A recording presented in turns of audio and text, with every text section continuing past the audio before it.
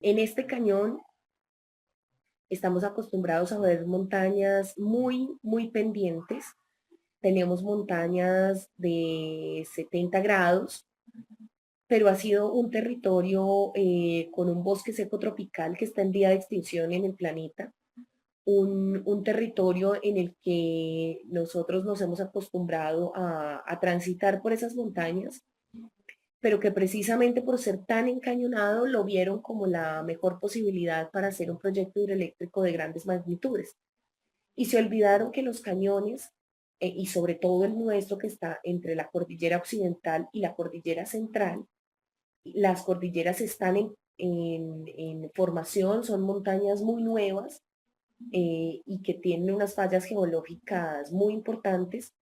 Los cañoneros siempre dijimos que no debían hacerse este tipo de proyectos en este cañón porque estamos acostumbrados a ver cómo la montaña se derrumba y se derrumba y el cañón se reconfigura a partir de esos derrumbes que son muy frecuentes en la zona, pero no cuando hay un muro obstruyendo el río, porque ya conocíamos un mega deslizamiento que se ocasionó naturalmente aquí en el cañón hace más de 500 años. Y en ese mega deslizamiento que se ocasionó, que se llamó el Guásimo, el río se obstruyó de manera natural y generó una represa natural, más o menos a la altura de Sabana Larga. Las autoridades sabían de la intención de Empresas Públicas de Medellín de hacer un llenado rápido, sabían de las dificultades del cañón, conocían perfectamente qué era lo que estaba pasando en esta zona. Las fallas geológicas no acaban de llegar como ellos lo pretenden hacer ver. Las fallas geológicas pues han estado antes de nosotros, de nuestros ancestros, eh, y sabían perfectamente que allí había pasado ese mega deslizamiento. Sin embargo, se empecinaron en desarrollar este megaproyecto. Desconocieron los saberes ancestrales, las advertencias de los pobladores de la zona, y este es el primer elemento que nosotros tenemos para decir que empresas públicas de Medellín, de manera arbitraria, ilegal y poniendo en riesgo la vida e integridad física de todos los habitantes, no solo de Antioquia, sino de todos los departamentos aguas abajo, de Sucre, de Bolívar, y hasta la desembocadura del río Cauca en el río Magdalena, los puso en riesgo y los puso en riesgo sabiendo las consecuencias de lo que iba a ocurrir. De un momento a otro nosotros no nos enteramos cuando pasó la desviación del río de 4 túneles a 3 túneles y de un momento a otro nos enteramos que habían decidido sellar 2 túneles. Esos 2 túneles de desviación cuando los decidieron sellar era precisamente porque lo que pretendían era llenar la presa. Hoy los medios de comunicación no están siendo claros, no están siendo transparentes con la ciudadanía y tampoco con nosotros los pobladores, no hay información. Para nosotros es muy claro que el río no cabe y no cabía y no va a caber por un solo túnel.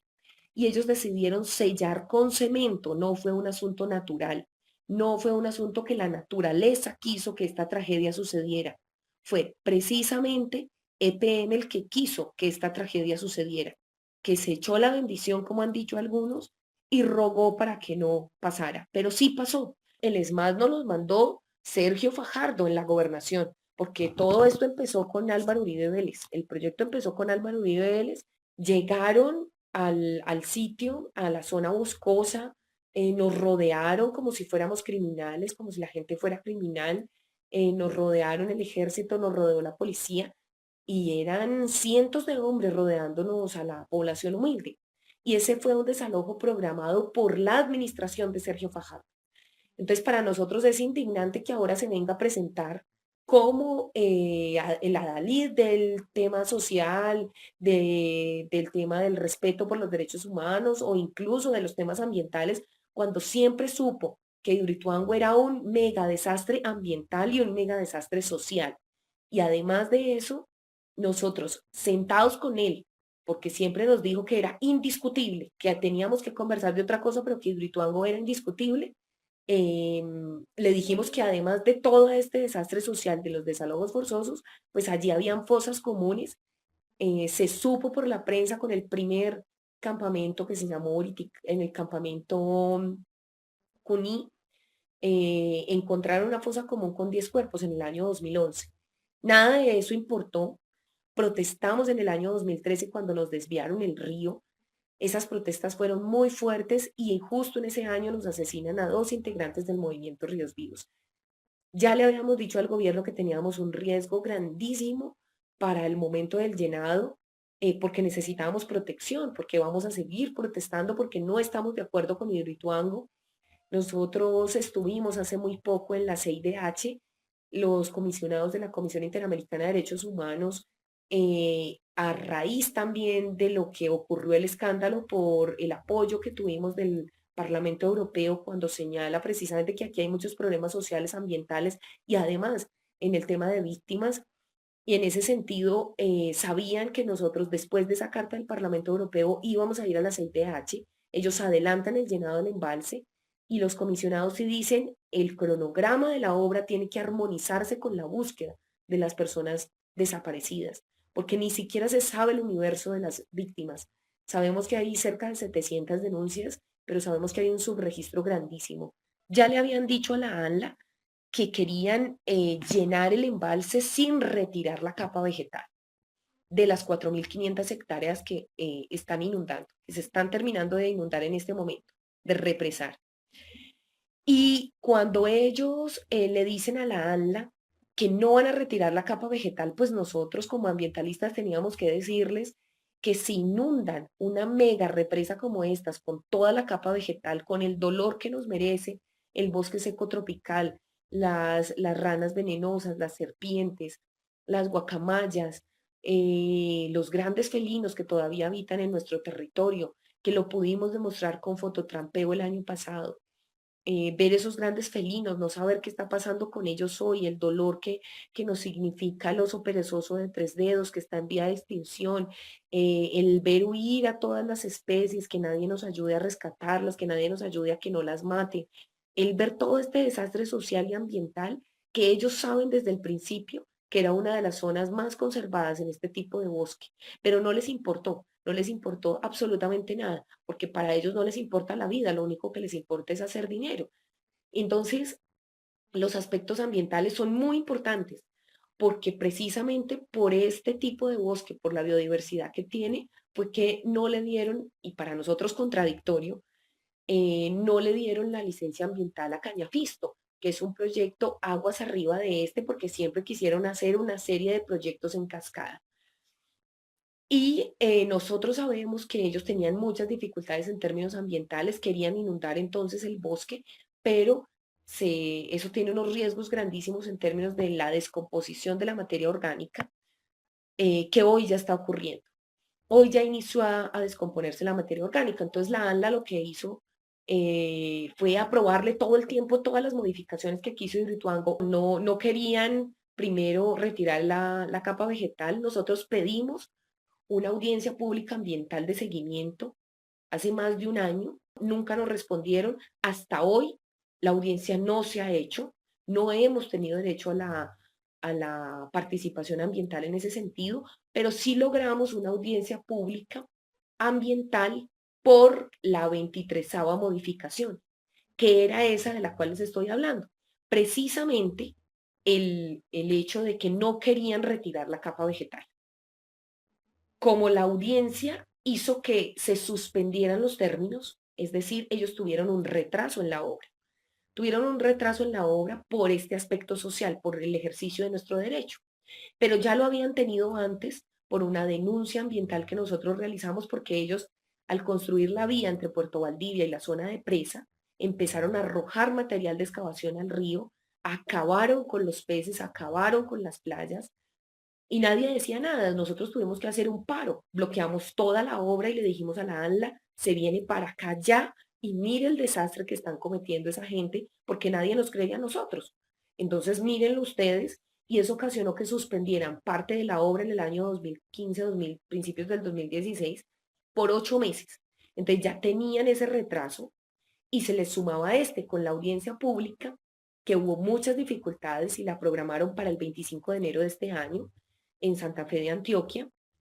Hidroituango no solo hay respetado a los vivos, sino que hay respetado a los muertos.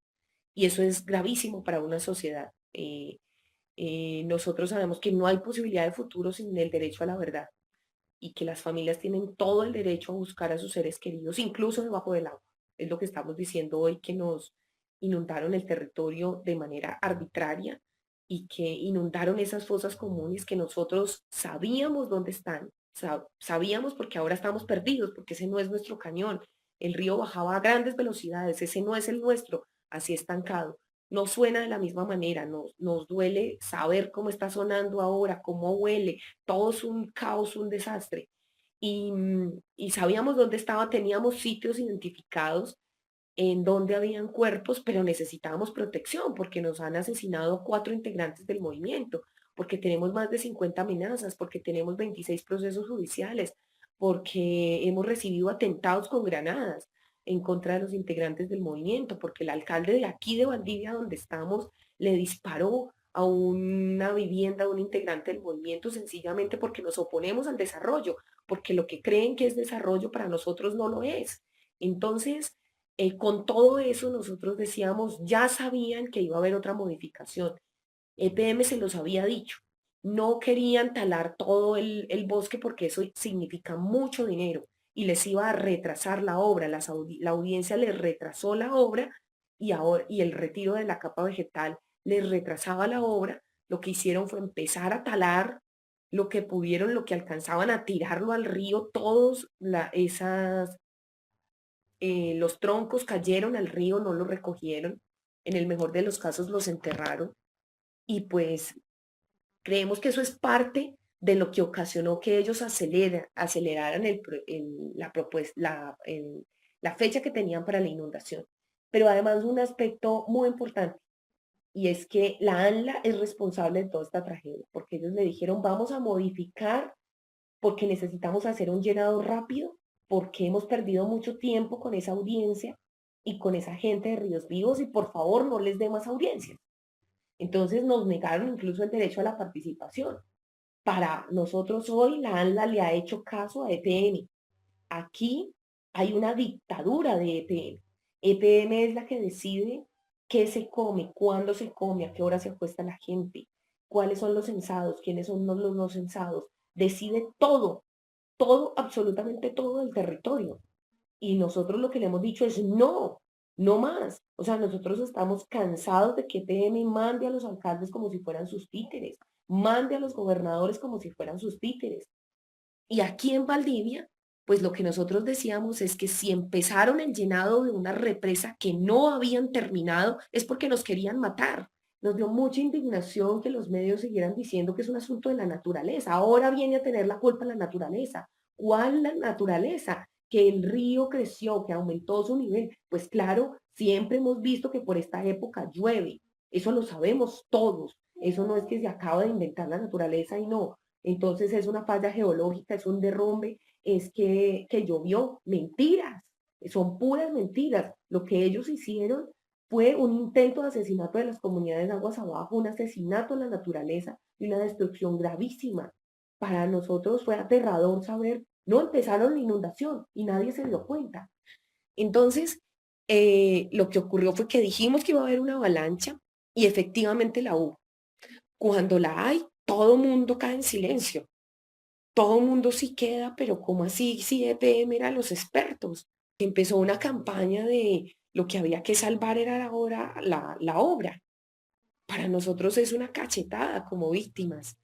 Y por eso es importante este tipo de espacios, para poderlo decir, o sea, a la gente que está dolorida, que está sufriendo tanto, es una cachetada cuando salen con esas campañas en Twitter de Hidroituango es Colombia, como si nosotros no lo fuéramos, o sea, como si la población que ha sufrido tanto, ha sufrido el conflicto armado, 73 masacres sin esclarecerse. Eh, Les puedo enseñar el mapa de las masacres del territorio. Este es el mapa de las masacres. Mi municipio, el Dituango, uno de los que más masacres ha tenido.